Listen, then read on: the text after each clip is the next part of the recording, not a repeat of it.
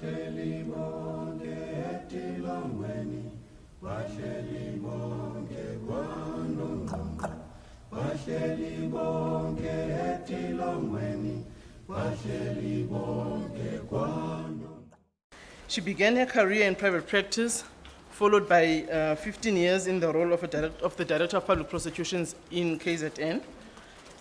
She was also chosen to be a high-level team appointed by the former President Nelson Mandela to investigate apartheid-era hit squad activities. She has been a senior legal advisor to the prosecutor at the International Criminal Court from 2009 to 2018. She is here to address us on the topic, building a South Africa in which all share rights equals, the impact of corruption on service delivery. Over to you, Madam.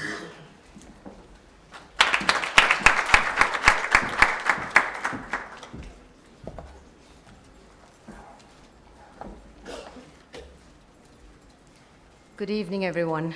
Firstly, I'm a bit surprised that the media is here. I didn't expect that they would be, but it's fine. I'm not going to be saying anything confidential. So, good afternoon to all of you. It's a real pleasure and an honor to be addressing this esteemed group of lawyers. I'm really honored. Firstly, Bill, before I say anything, let me say thank you to NADEL. I'm not sure if I should really be thanking them for having nominated me for the position of National Director of Public Prosecutions. But here I am now. And, you know, the past month seems like it's been probably more like a year. And it's hard to believe that just about 6 weeks ago, I was still at the ICC in freezing cold weather, dealing with international law issues, because I worked right until the 24th of January, left that evening, was here on the 25th, and had my first meeting on the 28th of January. So it's been a real roller coaster of a ride. But what I want to say is that I really feel honored and a sense of gratitude, really, to be able to have the opportunity to serve the people of South Africa. And I've said this before, when I was first approached to take on this position, I actually declined it because I was really quite happy in the Netherlands, although I always had one foot in South Africa and I was always going to come back because I really went for just 1 year. It ended up being 9 years. It was, for various reasons, I thought this is a bit of a Shark Tank, as I said, and I was thinking about my personal comforts and thought I was enjoying my life. I was, you know, having a very private life, and I knew all that was going to go away. And so I thought, I think I'm quite comfortable here. But it was my son who actually said to me, "Mom, you're being selfish." He said, "You're thinking about yourself before your country." And he said, "If your country calls you, you have to go. You have no choice in this. You have to put your name in that hat and be considered for this position." So I have come back only for one reason, and that is to fight the good fight and to try to help the country get back on track. And in that sense, I feel an incredible sense of purpose in my life now. I feel there's so much meaning. I really enjoyed the work at the ICC, and I think international criminal law is so important. And I think South Africa should remain a member of the International Criminal Court. That's another conversation for another day. But for now, I feel a sense of purpose in my life. And I feel a sense of gratitude to be able to have this opportunity to really serve the people of South Africa. What I said during my interview was that I understood the gravity of the challenges that face South Africa and the nature of the risks that we face. But the reality is that I didn't quite understand the enormity of what South Africa faces. South Africans are now, particularly given what has happened in the past 10 years, are looking at the National Prosecuting Authority and hoping that we can indeed return to a place where justice wins. All the people of South Africa should feel safe and secure, with a government worthy of trust and a commercial sector operating within the law. These aspirations undergird our Constitution, as well as the government's strategic vision in its National Development Plan. They place an important responsibility on the Justice, Crime Prevention and Security Cluster, from where I just came this evening, and in particular on the NPA.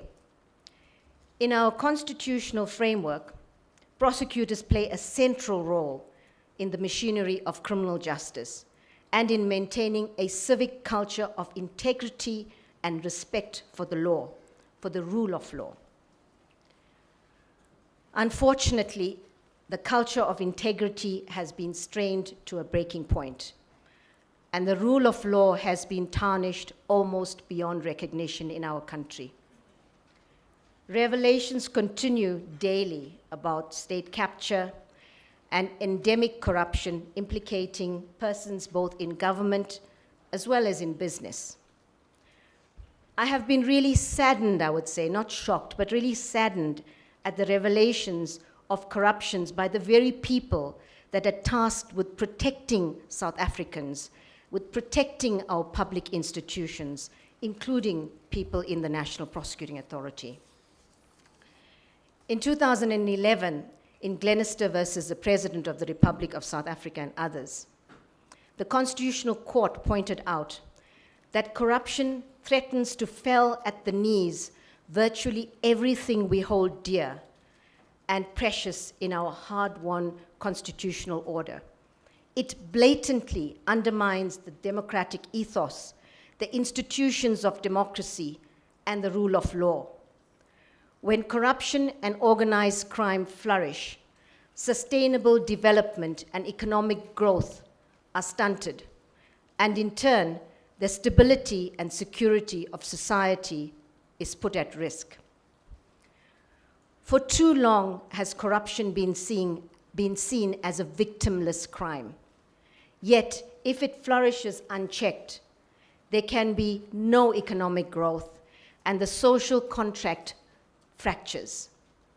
If you carefully analyze it, in the end, all of us, all South Africans will suffer in some way or other, but it is especially the poor who suffer the most.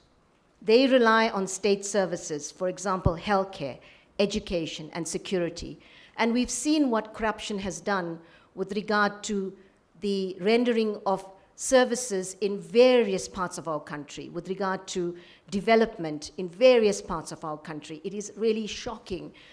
The other day, it was a headline in one of the papers that corruption actually costs the country 1/3 of the 3.5 trillion, I think, of its gross domestic product. 1/3 is what is lost to corruption. That is a staggering amount of money. And the sad reality is a lot of this money has already left the country, and we've got to look at how do we actually bring the money back to the country so that the people of this country can benefit from it. Last year has been a whirlwind for all of us. The country has lost faith in public institutions, including the National Prosecuting Authority. But as I've said before, let us not succumb to despair at the thought that the challenges we face are insurmountable. If that was the case, I would not be here today. Each moment in time carries with it the full weight of the past, but also the lightness of hope for the future. And there is hope, and with all of us working together, we can move mountains. The challenges we face as a country are immense, but it is in the meeting of these challenges that we fashion ourselves as a nation. And we, in the NPA, need to demonstrate that we are ready to face the challenges, that we are ready to meet the challenges that we face. I've often said, even to prosecutors, words are meaningless. Our actions must speak for ourselves. I can stand here today and say to you, the NPA will do this, the NPA will do that, I will be fearless, the NPA will be independent. All of that is meaningless, although it's guaranteed in the Constitution, yes. But the words and the work of the NPA must demonstrate that we are fearless, that we are independent. And people themselves, we don't need to say anything, but our actions must actually speak volumes for what we stand for. The challenges we face are immense, and restoring confidence will not be easy, and it will not be quick. But then, nothing worth it ever is. The crisis in which we find ourselves also presents opportunities for reform. The Constitutional Court has done its part, underscoring the importance of the NPA in our constitutional structure and strengthening the independence of the Office of the National Director of Public Prosecutions. The President has done his part, particularly in establishing an independent panel to advise him on who to appoint as the new National Director, and pledging to establish under the National Director a new investigating directorate to prioritize prosecutions of complex corruption and related cases, particularly arising from the Zondo Commission on State Capture and other sources. As I've said, the President has done his part, the Constitutional Court has done its part. Now we, the nation's prosecutors, have to do our part. As regards the investigating directorate, recognizing the challenges that the country faces in addressing the scourge of corruption, the President, in the State of the Nation address, announced the establishment of an investigating directorate within the National Prosecuting Authority. The directorate will bring specialized and dedicated capacity to our criminal justice institutions. It will exemplify a collaborative approach, drawing on expertise of the South African Police Service, the DPCI, that's the Hawks, SARS, and other relevant government departments, as well as the private sector, to effectively deal with the crisis of corruption facing South Africa. And this is where hopefully you, as lawyers in the private sector, would be able to offer your services at reduced rates to assist the National Prosecuting Authority and the country in this time of need. It's time for Tuma Mina, so we all need to play our little part. The directorate is not a permanent institution, and neither is it a permanent solution to corruption. Before such a solution is properly fashioned, we need to wait, for example, about the recommendations of the Zondo Commission, and also look at what lessons we can learn from the directorate so that we can create in South Africa a permanent and enduring solution that can properly deal with corruption. We're not going to be able to deal with the scourge of corruption in the next couple of years. This is a long-term solution that is needed. So we need to look at how we could actually ensure that there is capacity within the police and within the National Prosecuting Authority, together with a whole range of other actors, to ensure that in the long term, we can properly address the corruption problem. While the directorate will be well-resourced, we have commitment that there will be funds that will be available and will have a multidisciplinary capacity. It will, as I said, it will not be a permanent structure in the NPA. As the President has said, this is a response to a crisis that we face in South Africa at this stage. Staff will be drawn both from various sectors in government, but also from the private sector. In order for justice to win, we can't focus only on the revelations on the commissions of inquiry.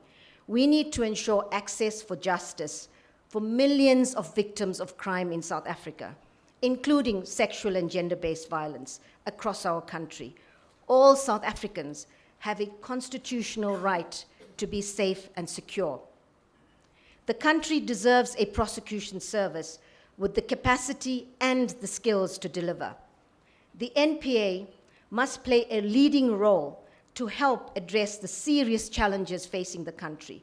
This will require, and I have said this to prosecutors, hard work, perseverance, innovation, and dedication to the mandate that the NPA has, the constitutional mandate. An immediate and ongoing challenge that the NPA faces is its precarious financial and staffing situation. And the minister, is he still here? He's well aware of that. The NPA has had and continues to have year-on-year budget shortfalls.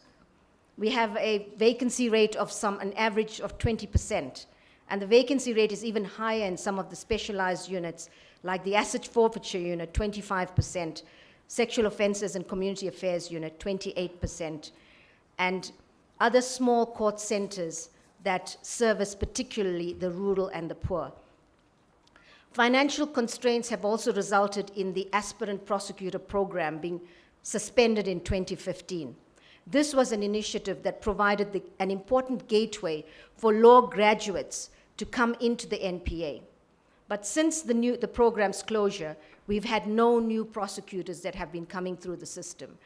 This is budget is a huge problem for the NPA, and the minister is aware of this, and I have spoken on various occasions about the fact that the directorate can be capacitated, but in order for the National Prosecuting Authority to be the cutting-edge institution that we want it to be servicing the people of the country properly, we need to ensure that we receive the budget in order to staff the necessary courts.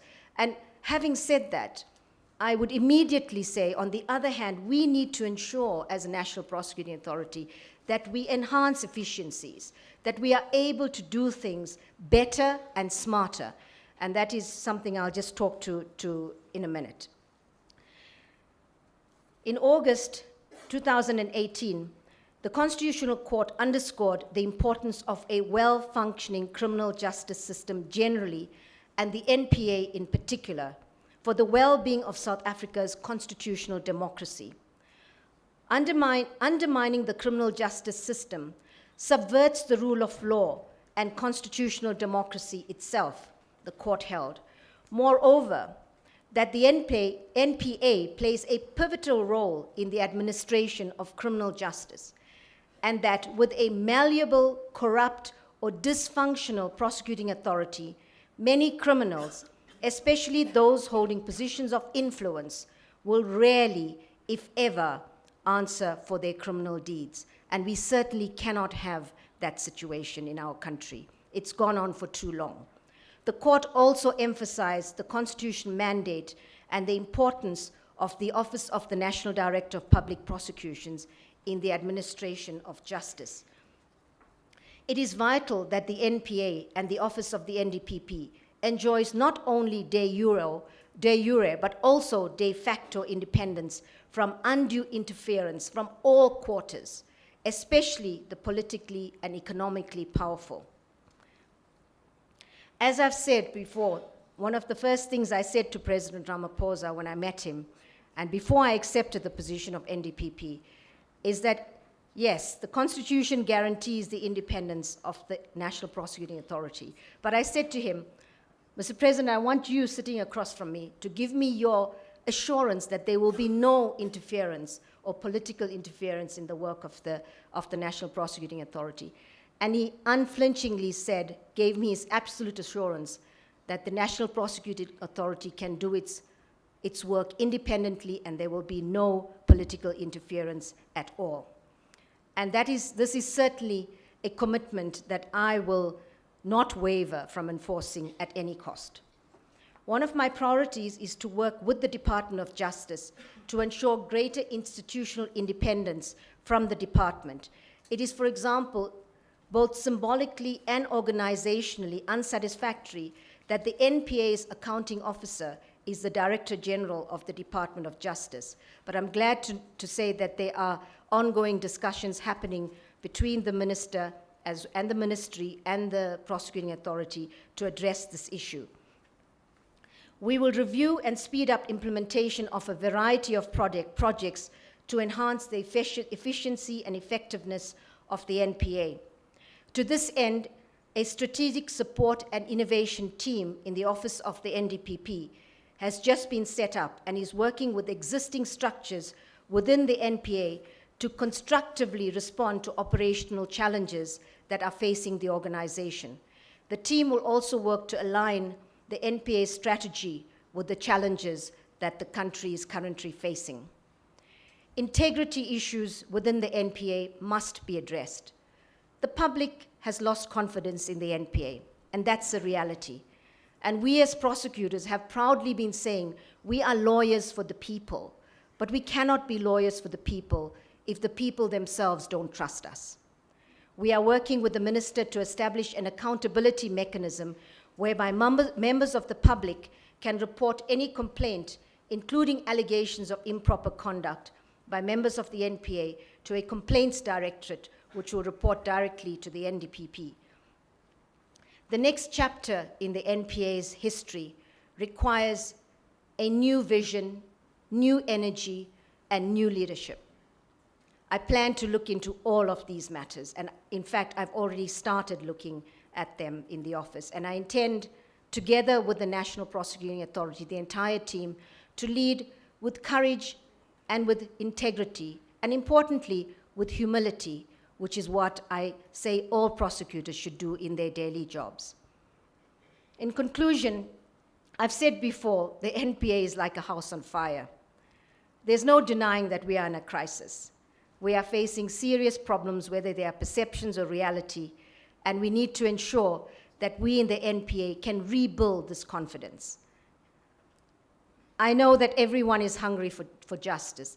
The expectations on the NPA are huge, and I share the sense of urgency that the people of South Africa have at this moment in time. However, given the challenges and demands, we in the NPA will have to prioritize. The demands are huge. We will have to prioritize, but we do commit to moving quickly on a number of priority interventions in the coming months.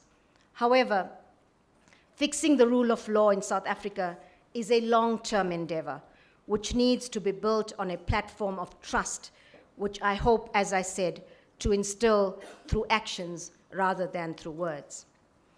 The NPA has many committed and skilled professionals, and together we will build an institution in which being a member of the NPA is a matter of pride and professional achievement. Competent staff will be rewarded, poor performers would be helped, but persons who are unwilling to work as professionals with integrity do not have a future in the NPA. We need an organization staffed by people with courage and capacity to meet the challenges that we face. Before I conclude, I would like to acknowledge the work of many members of the legal profession, the media, and civil society who courageously and tirelessly led efforts to expose the nature of corruption and to force the government's hand. That is what, in fact, managed to take us back from the edge of the precipice of state capture. The country owes you a debt of gratitude. Collectively, we hold the future of the country in our hands. All South Africans are watching and hoping that we can return to a place where justice matters, where the powerful are held to account. The people of our country deserve nothing less. As I've said before, it won't be easy. The expectations are huge, and people are waiting. I mean, I've been trying to stay away from the media, but people have said, if you think you're out of the media, you're not. Because almost every day people, I think there was an article just the other day that said, you know, how much time do we give the new national director? And that is, you know, it's, people need to understand that dealing with the issue of corruption is not something that can happen overnight. We need to be strategic.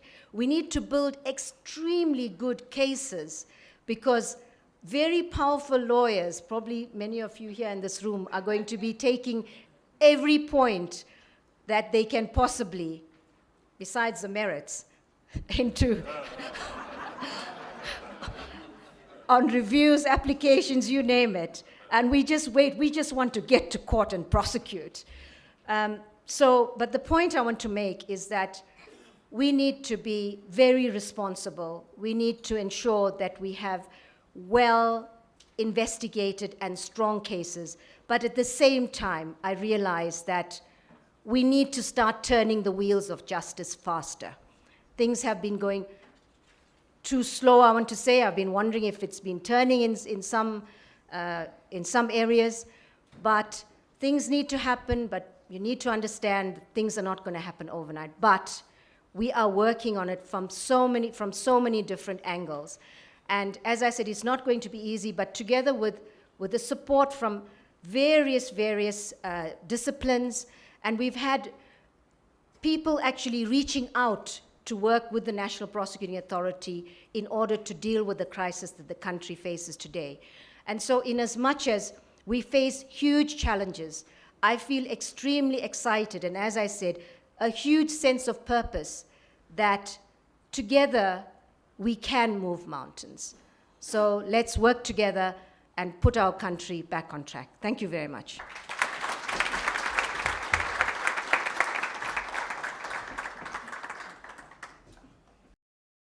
Bahleli bonke